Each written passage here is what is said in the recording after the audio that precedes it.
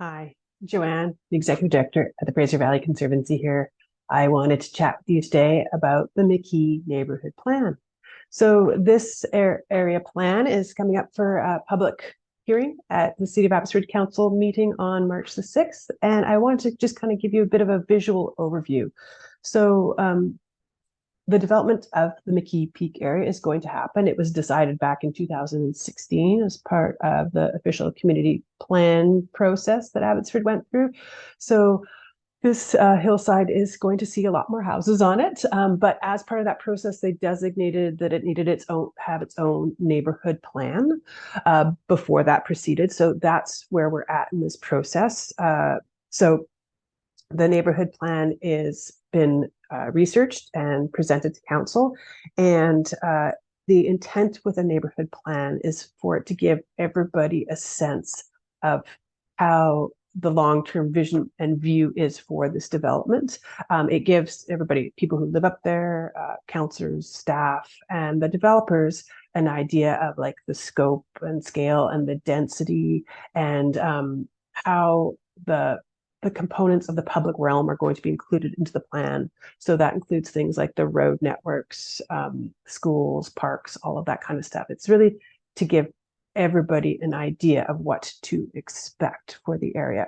I wanted to point out that an objective for this plan, one of several, is to ensure the protection of environmental features, ecosystems, and biological diversity, and to provide species at risk the ability to migrate safely. So that is the sort of environmental context behind it. As you can see from this map, there's a lot of intact green space here. This development, without a doubt, is going to reduce the tree canopy, the soil, all of the natural components to this landscape are going to be altered significantly. There is going to be habitat loss. There is going to be loss of important habitat for species at risk. That development in this kind of natural environment can't happen without those losses. So I would say that an important component of the public realm in this plan is how are we going to ensure that we protect this green space that is left the most effectively, and to try and minimize the major impacts as the housing development continues to grow out on this mountainside. So to give you an idea of how this is going to look, we've just kind of come up with some map layers that are a visual representation. So this is the McKee Peak area. You'll recognize McKee Road going through the middle of it, Ledgeview Golf Course, Augustin. So this first layer that I'm going to click on is the developable, what they've come up with as the developable space. So these yellow polygons or blobs are the developable areas. So they are the pieces where housing can be built because it's less restricted. Forgot to put on here the stream layer. So you can see this is a mountain that's covered in headwater streams. They're very important. So a lot of the green space that's left between these yellow polygons is actually the streamside corridors that will be protected under the City of Abbotsford Streamside bylaw. So that's where you're getting the significant amount of your natural area protection is in these stream corridors, and along down here, these are the bluffs that face south off of the mountainside. So from this perspective, things, there's a significant amount of natural areas left. There is another layer, which is the area that is currently identified as a geotechnical hazard area. So these are the steeper slopes. There's some challenges with building in these areas, but if engineers can stamp that these areas can be built in safely, these areas will be considered for development down the road, as long as the risks can be mitigated. So it's kind of it really makes a different look to the landscape, but it's there, and you can see how much it may or may not affect the amount of natural areas down the road. But for now, let's keep it quite simple. we'll just leave it like that so you can kind of get a good sense of where we're at. So this is the housing footprint, for lack of a better term. So then when you need to have access to these houses, so then you add on the road network. So these are the main roads to access the homes. This doesn't include all the small side roads. And you'll see that we've got sort of roads going up into this area to service this neighborhood, roads into this area to service another neighborhood, and then road network over here.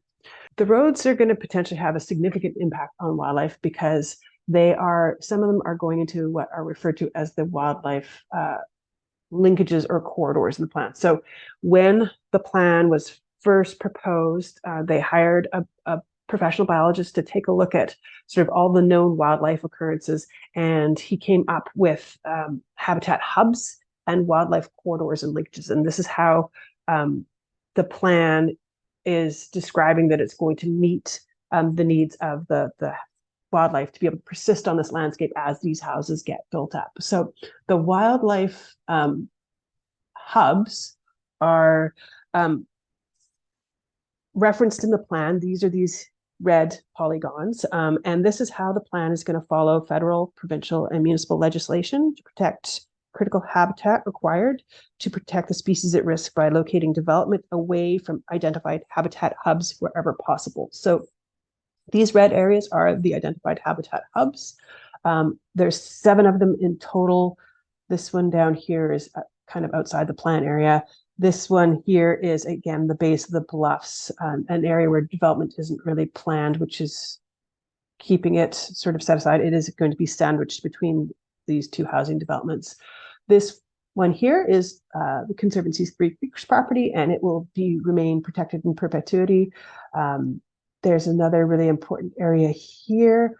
And then this one I can draw your attention to up here. It's an important habitat hub because it's a real sort of overlapping of species at risk occurrence, but it is also where they have planned for the neighborhood village to be built right within this habitat hub. And then these 2 longer ones are the deep ravines on sort of either side of the Augustin development.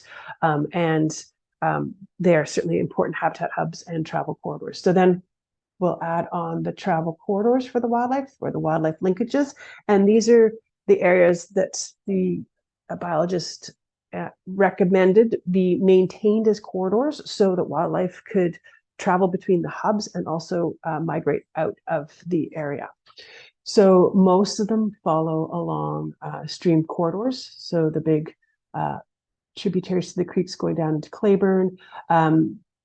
This is a major sort of corridor that comes down off the mountain. It partially follows streams. This other one follows a significant creek that comes down this side. And then this one along the base of this toe of the cliffs is fully terrestrial. But what I would like to point out about these corridors is these are essentially where we're going to have our wildlife traveling, but you will notice that many of them are intersected by the roads where the people are going to be traveling. And certainly there are, ways you can improve roads so that wildlife can either go under them or be less impacted by them. But here we have some major corridors that are crossed 1, 2, 3 times by a road, and then it runs next to the corridor, and then it crosses twice again. So these corridors, while they appear on a map, how they're going to function on the landscape remains to be seen. And this is where I would really encourage the city to include more direction around this in the neighborhood plan. Municipalities like the city of Surrey have their green infrastructure network, where it's planned out at this stage where these corridors need to happen, how wide they're going to be, and how they're going to be acquired. And certainly their most recent neighborhood plan for the Redwoods Heights neighborhood is very similar to this. It's a development that's going into an existing natural area, and how can they best protect those qualities that nature is providing to the community, whilst at the same time ensuring that development can happen. And there's a couple of tools that they're using there. So in addition to their streamside setbacks, they also have parklands and pathway buffer on terrestrial areas. They're defined, they're included in the plan, and they also have community amenities contribution that goes specifically towards acquiring lands so they can be incorporated into that parkways and pathways program.